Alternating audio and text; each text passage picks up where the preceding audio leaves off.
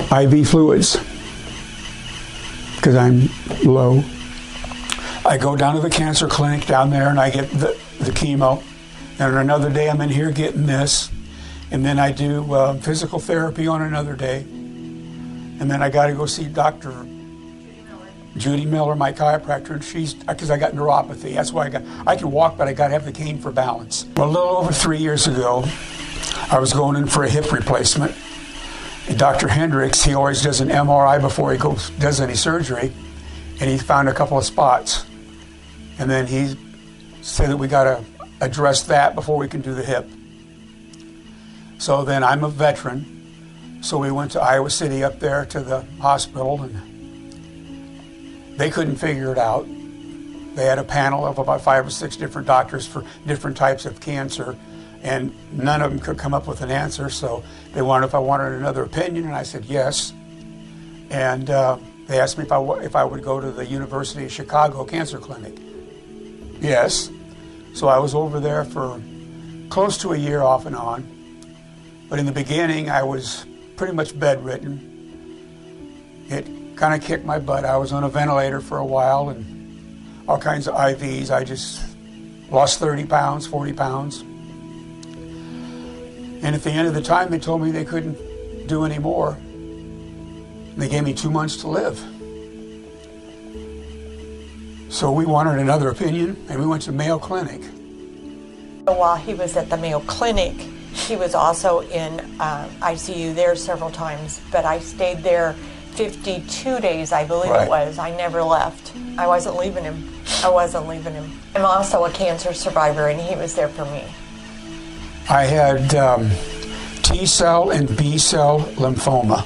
Usually you have one or the other, and the T-cell's the hard one to get rid of. And that's been, almost a year and a half now. And I'm cancer-free. So it's just tell everybody, don't be afraid to ask for another opinion. I'm not saying everybody's going to find the cure, but for me, they did. And I've still got one little spot on my spleen that I got to wait, and that I'm in partial remission. The IV fluids he does because the chemo he's on a rituximab now, which is immunotherapy, and that's seems to be doing better. We're not sure if the reason he couldn't drink and eat like he should and needed the IV fluids is because of all the medicines, but he's doing better now. So we're hoping we can get off the IV fluids, but we're sure going to miss these girls in day hospital. They have just kept us going. We couldn't have done it, and I know he'd have never lived without all the IV fluids. No. These people The whole day hospital These group. people here. And the schedulers, every one of them. You can't, they just work with us. They just... More than any of the other places I go. And we joke and talk. We know a lot about, they know a lot about our personal life. We know about I know the names of their damn dogs, you know. I mean, we've just gotten to be friends, you know, which is cool as heck.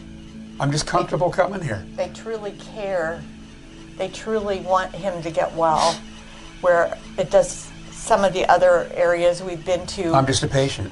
Yeah, he's just a number.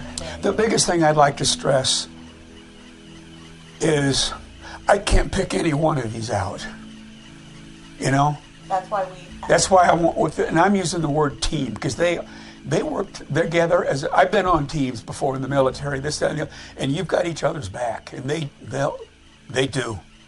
I've never come here and only had one. Well, just like you said, there was one here, the other one took this, and the other one's just stopping in to see how it's going. That's just the way they are. And she was going home. They just care.